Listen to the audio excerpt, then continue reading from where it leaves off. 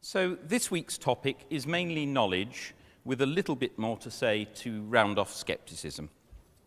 Our four luminaries there, we've got Freddie Ayer, A.J. Ayer, who was professor at New College when I was an undergraduate. Edmund Gettier, famous for writing a 3-page paper in the journal Analysis in 1963.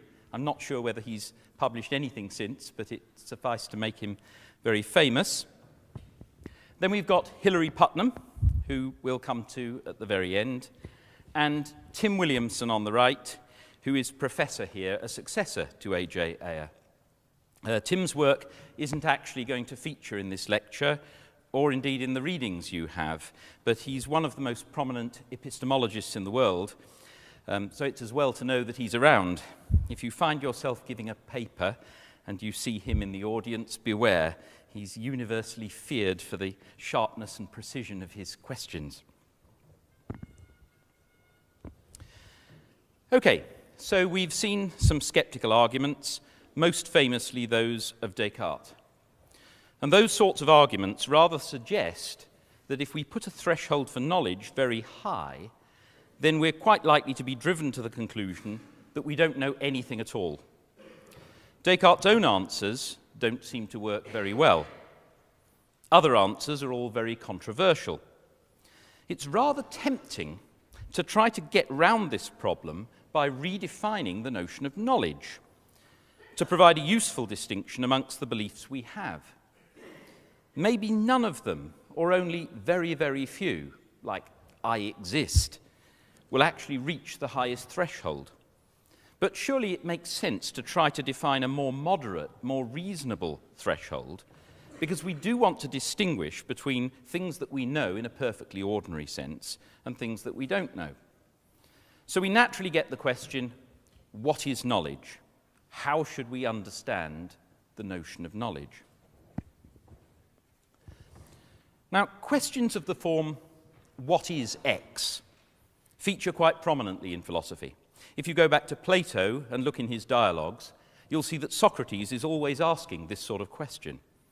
In fact, it used to be the case, I think, that people thought of this sort of thing as absolutely paradigmatic of what philosophers do. Philosophers search for essences by trying to define things. I don't think you'll find it's nearly as prominent these days. But such questions still come up quite a lot in topics like personal identity or freedom. What do we mean by freedom? What is freedom? Now, such questions, if you think about it, are rather puzzling, because they could just be asking, when do we apply the word X, where X is freedom, knowledge, or whatever? But that sort of question seems to be just about our use of language. Don't we want to go deeper than that, to ask, what is a genuine case of X? If that question isn't just about our use of language, then what is it? It seems rather peculiar. What could knowledge be other than what we refer to using the word knowledge? So let me give you an example. Take the discipline of geography. Suppose that the study of geography started out as the study of places in terms of their location, physical characteristics, mineral resources, the natural environment, that sort of thing. I'm not sure whether that was true, but let's suppose that it was. Then over time, people became interested in things like land use, economic considerations, maybe even culture. And if you study geography now, you will find that culture is one of the things that gets studied. Now, you can imagine someone saying, that's all very well. You now study culture as part of geography, but is culture really part of geography? Does geography really include cultural things? Well, if the word geography is now used to cover cultural matters, amongst others, then sure, the discipline of geography includes culture. How could it not? So it might well look as though the kinds of questions we're asking when we ask, what is X, what is knowledge, just come down to language. And in the 1950s and 60s, Oxford philosophy was famously identified with ordinary language philosophy, as though the purpose of philosophy was just getting clear about how we use ordinary language. If that were all there is to it, then it would be rather an uninteresting kind of question. But with most of the concepts that interest philosophers, there is something deeper at stake. Take the case of freedom, which we'll be looking at in a week or two. There we're not just interested in how we use the word freedom, we want to know what kinds of acts we should describe as free, because the notion of freedom is tied to moral responsibility. We think it matters whether somebody is free. It could turn out that we describe actions as free when really, from a God's eye point of view, they're not. Maybe we describe people as free in certain circumstances in ordinary life, but actually, if we knew about it, there's no moral responsibility there, no genuine freedom. So there is a deeper metaphysical question underlying the linguistic question. Now, likewise, in the case of knowledge, the concept of knowledge has a normative aspect. When we say something's knowledge, we're not just categorizing it as something that is called knowledge. We're saying that it's reliable, that it has a certain authority.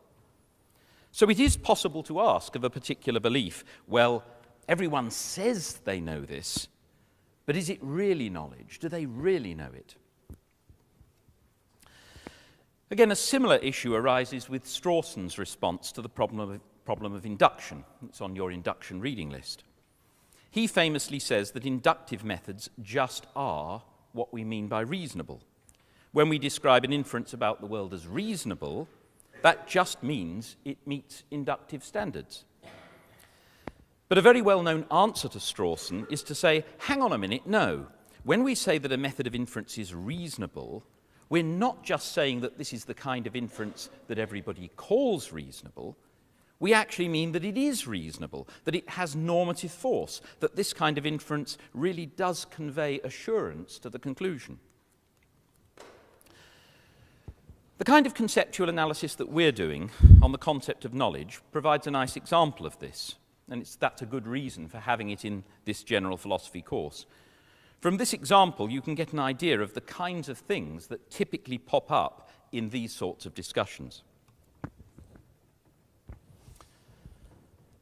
So one of the things that often comes up is appeal to linguistic intuitions. Now, when people talk about intuition, it's sometimes a bit sloppy, as though they're saying, oh, well, this is just something I think, an intuition, you've got to accept it. But actually, linguistic intuitions have a particular authority, because if you're a native expert speaker of your language, then certain things do just come naturally to you to say, and that does carry some authority for the standard use of language. Now, obviously, that doesn't necessarily tell you anything about philosophical truth, but it does keep you on the rails of using language correctly. Puzzle cases also feature a lot, as we'll see in this lecture. Some people call these intuition pumps. The idea of a puzzle case is that you sketch out some hypothetical scenario, and then you ask, well, what would you say about that? And clearly, what you try to do is devise puzzle cases which steer your hearers' intuitions in the way you want to take them. So often you'll find in philosophical debate, each side is producing puzzle cases to favour their own particular point of view.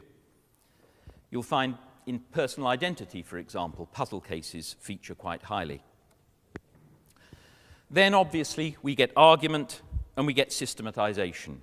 We try to pull all these intuitions and thoughts together to make sense of them all together.